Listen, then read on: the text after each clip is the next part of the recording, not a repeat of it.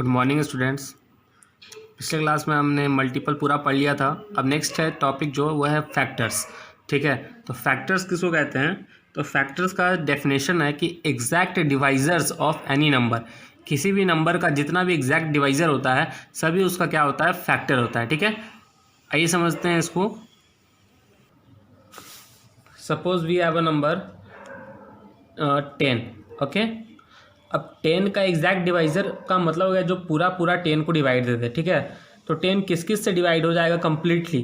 ठीक है, तो 10 जो है वो सबसे पहले तो 1 से होगा कि 1 जो है सभी नंबर को डिवाइड देता है। ठीक है, फिर 1 के बाद क्या होगा? 2। ठीक है, उसके बाद 3 से डिवाइड नहीं होगा, 4 से भी नहीं होगा, 5 से होगा और फिर 10 से होगा। बस यही 4 नंबर से डिवाइड होगा 10, 1, 2, 5 और 10। ठीक है, तो ये सारा क्या हो जाएगा? 10 का फैक्टर हो जाएगा। ठीक है, ये सारा क्या कहलाएगा? 10 का फैक्टर्स। ठीक है, आइए एक और क्वेश्चन एग्जांपल लेते हैं। सपोज हम ले लिए 35।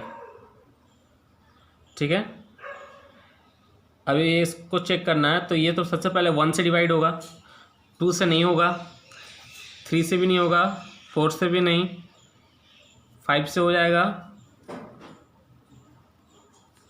7 से होगा और फिर 35 से होगा। ठीक है, तो ये चारों जो नंबर कंप्लीटली डिवाइड दे रहा है इसको, ये सब क्या कहलाएगा? इसका फैक्टर्स। आया समझ में? बहुत ही आसान है। इसमें क्या क्या रहा है कि व्हेन वी मल्टीप्लाई एनी 2 और मोर number we get a product. The product is a multiple of each of the number multiplied and each number is factor of the product. कहने का मतलब है कि जैसे कि पिछले क्लास में आप लोगों को बताया था कि 6 × 7 = 42 है। इसका मतलब ये है कि 42 का ये दोनों क्या है? मल्टीपल है 6 और 7, क्योंकि ये दोनों को मल्टीप्लाई करने पे कितना आ रहा है? 42 आ रहा है। ठीक है, उसी तरीके से 6 और 7 को अगर मल्टीप्लाई करने पे 42 आ रहा है तो 6 और 7 दोनों फैक्टर है किसका? 42 का। यानी 42 का फैक्टर भी है और मल्टीपल भी है। ठीक है, फैक्टर का मतलब अभी आपको बताया कि exact divisor of any number is known as factors.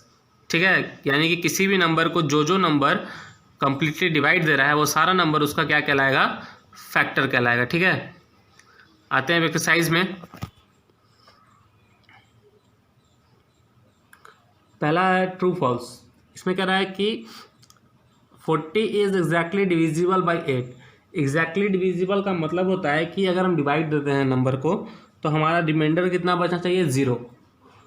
हमेशा रिमाइंडर कितना आना चाहिए? 0, तब वो क्या कहलाएगा? Exactly divisible. ठीक है, तो आप 8 से डिवाइड दीजिए 40 को, अगर रिमाइंडर 0 बच रहा है तो इसका मतलब ये है कि हाँ सही कह रहा है, एग्जैक्टली डिविजिबल है 8 से, अगर नहीं तो नहीं। आइए इसको चेक करते हैं।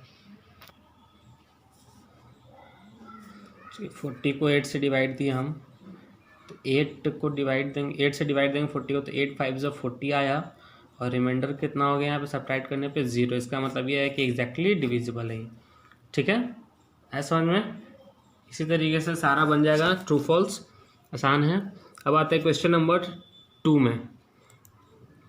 Right all the factors of the following number. सारा नंबर का क्या लिखना है? फैक्टर लिखना है। ठीक है, क्वेश्चन नंबर 2 का क्वेश्चन नंबर 1 में इस पे कह रहा है कि सभी का फैक्टर निकालना है सारा, यानी कि जो नंबर से ये डिवाइड होगा। 18 है, 18 हर वो नंबर जो 18 को कम्प्लीटली डिविजिबल करेगा वो 18 का क्या होगा? फैक्टर होगा। ठीक है, तो सबसे पहले तो 1 होगा, 1 से डिवाइड हो जाएगा 18। ठीक है, फिर 2 से भी डिवाइड हो जाएगा 18, फिर 3 से भी हो जाएगा, 4 से नहीं होगा, 5 से नहीं होगा, 6 से हो जाएगा, 7 से भी नहीं होगा, 8 से नहीं होगा, 9 से डिवाइड होगा, 10 से नहीं होगा, फिर किस नहीं होगा, फिर 18 से होगा सीधा। ठीक है, तो फैक्टर क्या क्या हो गया इसका?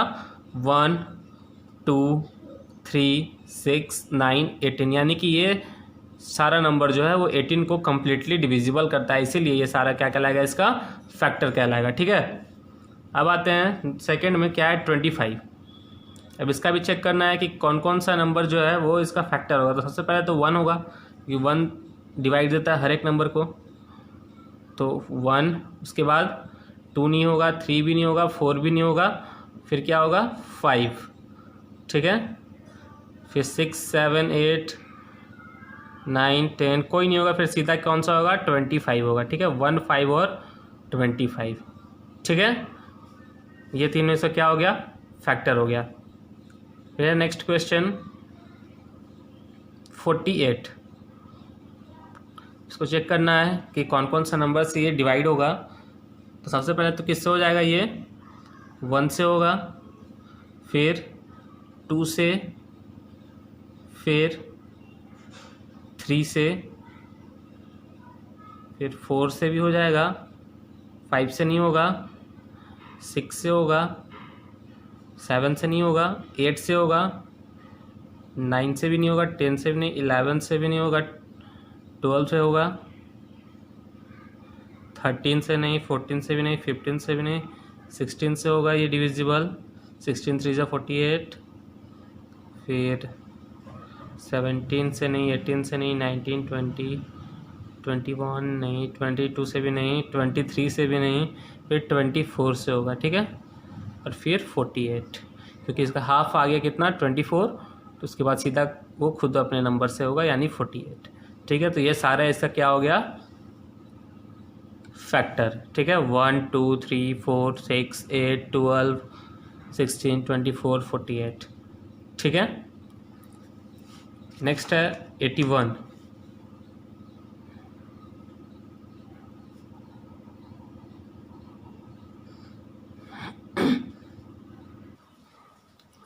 81 किस किस से डिवाइड होगा 1 से, 3 से, 9 से, और फिर 81 से। ठीक है, तो ये सब इसका क्या हो गया फैक्टर हो गया। नेक्स्ट है डिविजिबल नंबर्स। तो डिविजिबल नंबर अभी आप लोग को बताएं कि वही नंबर एग्जैक्टली डिविजिबल होता है जो कि अगर डिवाइड देने के बाद रिमाइंडर कितना आएगा 0 आएगा। जैसे कि देखिए यहाँ पे 4 डिवाइड दिए हम 1 2 3 4। अब इसमें देखिए यहाँ पे रिमाइंडर 0 बचा, यहाँ 6, यहाँ 0 और यहाँ 7। तो जहाँ जहाँ रिमाइंडर 0 बचा सिर्फ वही जो है वो एग्जैक्टली डिविजिबल है, बाकी दोनों एग्जैक्टली डिविजिबल नहीं है। ठीक है, आया समझ में। जैसे कि यहाँ पे a number is divisible by another number if on dividing the remainder is left 0। ठीक है, तभी डिविजिबल कहलाएगा जब रिमाइंडर कितना बचेगा 0 बचेगा। आगे समझ में। आते हैं हम नीचे, इसमें कह रहा है finding the factors bye multiplication facts. हाँ, इसको भी देख लेते हैं कैसे किसी नंबर का हम फैक्टर पता करते हैं मल्टीप्लिकेशन फैक्ट से। जैसे कि अभी हम लोगों ने 48 का निकाला था, लेकिन अभी मल्टीप्लिकेशन फैक्ट्स कैसे चेक करेंगे इसका। जैसे कि सबसे पहले तो 48 1 से डिवाइड होगा, तो 1 में कितना से मल्टीप्लाई करेंगे 48 आएगा, तो 1 मल्टीप्लाई 48 होगा इज इक्वल टू 48। ठीक है, फिर 2 से भी ये डिवाइड होता है, तो 2 में कितना से मल्टीप्लाई करेंगे 48 आएगा, तो 2 मल्टीप्लाई 24 इज इक्वल टू 48। ठीक है, फिर 3 से कितना बार में मल्टीप्लाई करेंगे इसको हम, 3 into 16 is equal to 48। Okay, फिर 4 से कितना बार में करेंगे हम, तो 4 into 12 is equal to 48। Okay, अब 6 से कितना बार में करेंगे इसको, तो 6 into 8 is equal to 48। Okay, अब किसी से मल्टीप्लाई करने पर नहीं आएगा 48। तो अब देखिए यहाँ पे 1 2 3 4 5 6 7 8 9 10 ये सब इसका क्या आ गया फैक्टर आ गया। ठीक है, आया समझ में। यानी कि 1 2 3 4 6 8 12 16 24 और 48। समझे। तो ऐसे मल्टीप्लिकेशन फैक्ट से भी हम क्या निकाल सकते हैं, फैक्टर निकाल सकते हैं। ठीक है, फिर कुछ फैक्ट्स दिए यहाँ पे। कह रहा है कि every number is a multiple of 1। जितना भी नंबर होता है सभी क्या होता है 1 का मल्टीपल होता ही होता है, ठीक है। And every number is a factor of itself, और हर एक नंबर जो होता है वो खुद का फैक्टर होता है।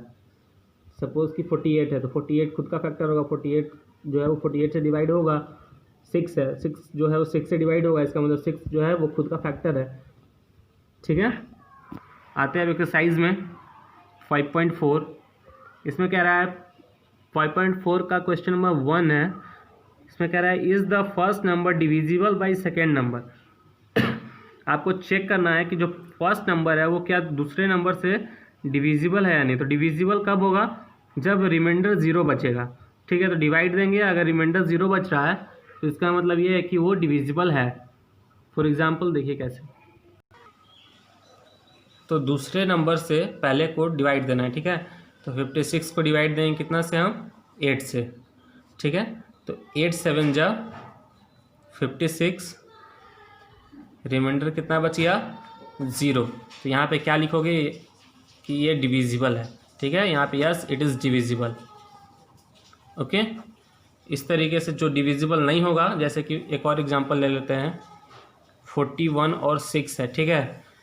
तो क्वेश्चन नंबर 2 है, तो 41 में डिवाइड देंगे कितना से, हम 6 से। 6 से कितना हो जाएगा 36, माइनस करेंगे कितना आएगा 5, यानी रिमाइंडर कितना बच गया 5 बच गया, है ना। यानी यहाँ पे लिखेंगे नॉट डिविजिबल, ठीक है। यह है क्वेश्चन नंबर 1, बन जाएगा बाकी। अब आते हैं नेक्स्ट क्वेश्चन नंबर 2 में। इसमें कह रहा है in circle the following number which are the factors of the given number in the circle. देखिए यहाँ पे ये जो नंबर है इधर दिया हुआ है 24 36 80। अगर 24 के नंबर 24 के सामने जो नंबर दिया हुआ है उसमें इंसर्कल करना है जो इसका 24 का फैक्टर होगा, ठीक है। जैसे कि 1 हो गया 24 का फैक्टर, तो 1 को इंसर्कल करेंगे। फिर 2 हो गया, 3 हो गया फैक्टर, ठीक है। 4 हो गया, 6 है, 8 है, ठीक है। तो इस तरीके से क्या करेंगे, इंसर्कल करेंगे जो इसका फैक्टर होगा। 24 के सामने जो नंबर है उसको, फिर 36 के सामने जो नंबर है, अगर 36 का जो फैक्टर है उसको इंसर्कल करेंगे। उसी तरीके से 80 का जो फैक्टर होगा उसके सामने हम क्या करेंगे, उसको इंसर्कल करेंगे, ठीक है। बहुत ही आसान है, बन जाएगा। फिर next question number 3। Question number 3 में क्या है, right the smallest common factor of 11 23 and 41। यानी कि सबसे छोटा कॉमन फैक्टर लिखना है किसका 11 23 और 41। तो सबसे पहले हम फैक्टर निकालेंगे, फिर कॉमन उसमें देखेंगे कि तीनों में कौन सा जो फैक्टर है वो कॉमन है और उसमें सबसे छोटा कौन सा है, ठीक है। तो आइए इसको देखते हैं कैसे बनेगा। 11 का सबसे पहले फैक्टर निकालेंगे हम। 11 किस किस से डिविजिबल है, तो 1 से डिविजिबल होगा सबसे पहला, और फिर 11 से, ठीक है। उसी तरीके से 23 किस से डिविजिबल है, 1 से और फिर 23 से, और किसी नंबर से डिविजिबल नहीं है ये। फिर 41 जो है वो 1 से डिविजिबल है और किससे डिविजिबल है, 41 से डिविजिबल है, ठीक है। और किससे डिविजिबल नहीं है, तीनों का फैक्टर निकाल लिया। अब तीनों में कॉमन क्या आ रहा है, तो तीनों में कॉमन देख रहे हैं हम कि सिर्फ 1 आ रहा है, ठीक है, 1 आ रहा है। अब कॉमन फैक्टर यहाँ पे हम लिखेंगे, common factor is equal to क्या हो जाएगा 1, ठीक है। अब सबसे छोटा यानी कि स्मॉलेस्ट कॉमन फैक्टर, तो एक ही कॉमन फैक्टर ही है इसमें और सबसे छोटा यही होगा, तो स्मॉलेस्ट कॉमन फैक्टर ही है, क्या हो जाएगा हमारा 1 हो जाएगा। तो इसका आंसर क्या हो जाएगा, smallest common factor is equal to 1, ठीक है। एक्सरसाइज 5.3 और एक्सरसाइज 5.4 कंप्लीटली बनाकर मुझे भेजोगे जल्दी से सभी, ठीक है।